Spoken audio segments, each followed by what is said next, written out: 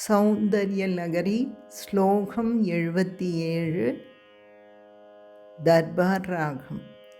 योचना कमललोचना। सौन्दर्यलहरी श्लोकं 77 यथेदत्कालिन्दी यथेदत्कालिन्दी तनुधरधरंगा कृति शिवे तनुधरधरंगा कृति शिवे कृचे मध्ये किंचिज्जननी कृचे मध्ये किंचिज्जननी तव यद्भातिसुदीयां तव यद्भातिसुदीयां विमताः तन्योन्यं विमताः तन्योन्यं कुचकलशयोरन्तर्गतं कुचकलशयोरन्तर्गतं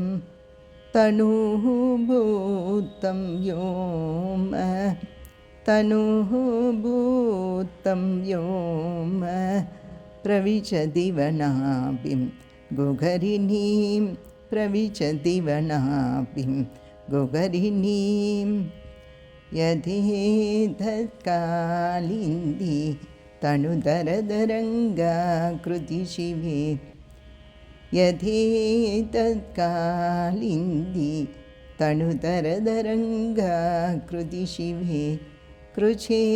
मध्ये किंचिज्जननी तव यद्भातिसुदीयां कृचे मध्ये किंचिज्जननी तव यद्भातिसुदीयां विमताः तन्योन्यं कुचकलशयोरन्तर्गतं विमताः तन्योन्यं कुचकलशयोरन्तर्गतं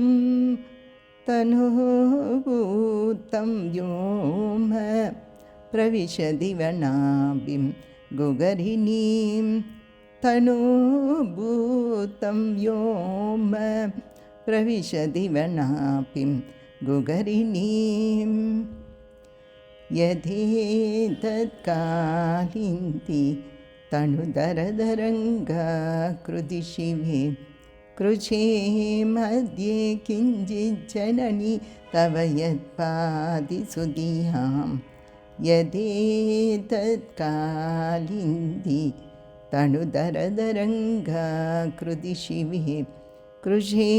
मध्ये किंचिज्जननी तव यद्भातिसुदीयां विमताः तन्योन्यं कुचकलशयोरन्तर्गतं विमताः तन्योन्यं कुचकलशयोरन्तर्गतं तनुः भूतं व्योम प्रविशति वनाभिं गुगरिणीं यथेदत्कालिन्दी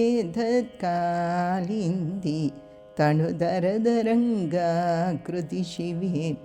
कृचे मध्ये किंचिज्जननी तव यद्भातिसुदीयां विमताः तन्योन्यं कुचकलशयोरन्तर्गतं विमताः तन्योन्यं कुचकलशयोरन्तर्गतं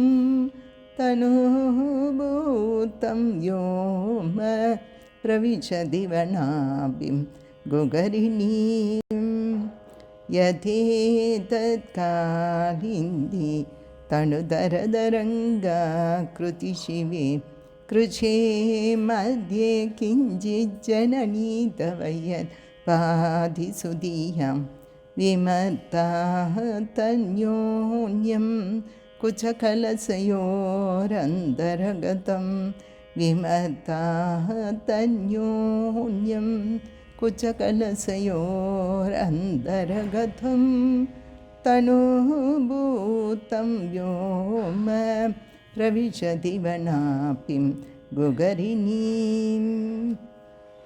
அம்பிகையே, மிகவும் குறுகியதான உன் இடுப்பின் மேல் கருப்பு வர்ணமுள்ள யமுனா நதியின் சிறிய அலை போன்ற ஒரு ரோம வரிசை சாமுத்ரிகா லட்சணம் அறிந்த வித்வான்களுக்கு மட்டுமே காணப்படுகிறது. இது ஸ்தனங்களுக்கு இடையே உள்ள குறுகிய ஆகாசம்தானோ? அந்த குறுகிய ஆகாசம் ஸ்தனங்களின் உராயுசலால்